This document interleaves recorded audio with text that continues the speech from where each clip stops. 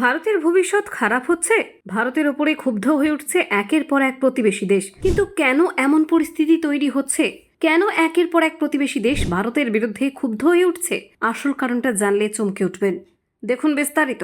ঠিক 10 বছর 3 মাস আগে নরেন্দ্র মোদী যখন প্রথমবার ভারতের প্রধানমন্ত্রী হিসেবে শপথ নিচ্ছেন, তখন প্রতিবেশী সবগুলো দেশের সরকার বা রাষ্ট্রপ্রধানদের দিল্লিতে আসার আমন্ত্রণ জানিয়ে বিরাট একটা চমক দিয়েছিলেন তিনি।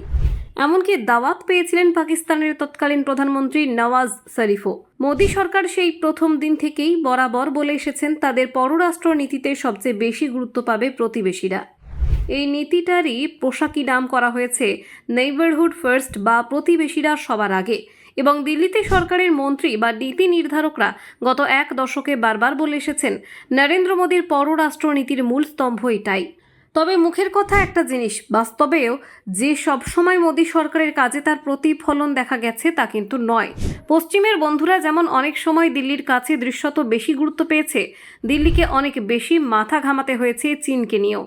এখন নেইবারহুড ফার্স্টের এক দশক পরে এসে দেখা যাচ্ছে যে শ্রীলঙ্কাকে চরম আর্থিক সংকটের সময় ভারত অনেক সাহায্য করেছে।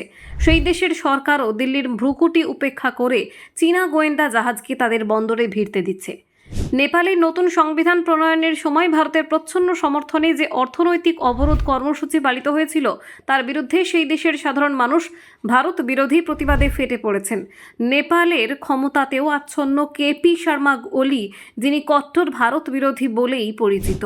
মালদ্বীপেও গত বছর ভারতপন্থী একটি সরকারকে হটিয়ে নির্বাচনের মাধ্যমে ক্ষমতায় এসেছেন মোহাম্মদ মুইজ, যিনি প্রেসিডেন্ট হওয়ার পরই তার দেশ থেকে সব ভারতীয় সেনা সদস্যকে সরিয়ে নেওয়ার দাবি জানিয়েছেন। তার দলের ইন্ডিয়া আউট ক্যাম্পেইন মালদ্বীপে ভালো সাড়া ফেলেছে। প্রেসিডেন্ট মুইজ চীনের দিকে ঝুঁকছেন কোনো রাখঢাক না করেই।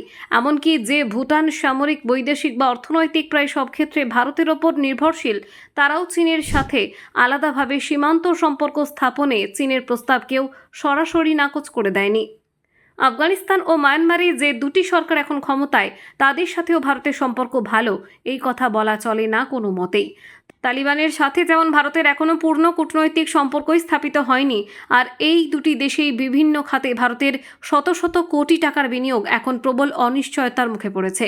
এই তালিকায় সর্বশেষ সংযোজন বাংলাদেশ। বিগত 1.5 দশক ধরে ভারতের ঘনিষ্ঠ বন্ধু সরকার ক্ষমতায় থাকার পর রাতারাতি সেই সরকার বিদায় নিয়েছে।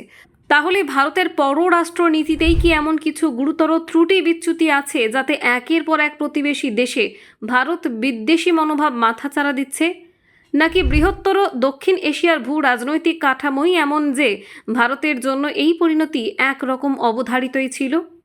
এই প্রশ্নের উত্তর খুঁজতেই ভারত ও ভারতের বাইরে আন্তর্জাতিক সম্পর্কের বিশ্লেষক, অধ্যাপক, সাবেক রাষ্ট্রদূত বা কূটনৈতিক ক্ষেত্রের বিশেষজ্ঞদের সাথে বিশদে কথা বলেছে। ঠিক কি বলেছেন ইরফান নুরুদ্দিন? দক্ষিণ এশিয়া হলো সারা পৃথিবীতে সবচেয়ে কম সমন্বিত ও সংযুক্ত অঞ্চল।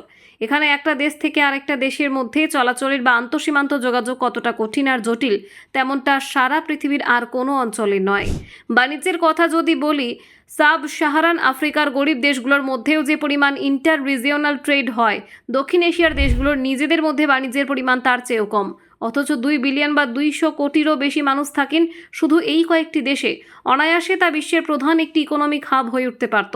কাজেই এই অঞ্চলের সবচেয়ে বড় আর প্রভাবশালী দেশটির সাথে বাকিদের সম্পর্ক যে সহজ আর স্বাভাবিক নয়, এটা বুঝতে রকেট সায়েন্টিস্ট হতে হয় না। আর ভারতের পররাষ্ট্র নীতির কাটাছেঁড়া করলে দেখব মালদ্বীপ, শ্রীলঙ্কা বা নেপাল কোনো প্রতিবেশীর ক্ষেত্রেই তারা দীর্ঘমেয়াদী সম্পর্ক স্থাপনের লক্ষ্য নিয়ে বহুমাত্রিক কোনো নীতি নিয়ে কখনো এগোয়নি। বরাবর প্রাধান্য দেওয়া হয়েছে স্বল্পকালীন স্বার্থ বা শর্ট টার্ম ইন্টারেস্টকে, আর তার জন্য সংকীর্ণ, সন্দেহ দুষ্ট একটা একমাত্রিক নীতি নিয়ে এগোনো হচ্ছে।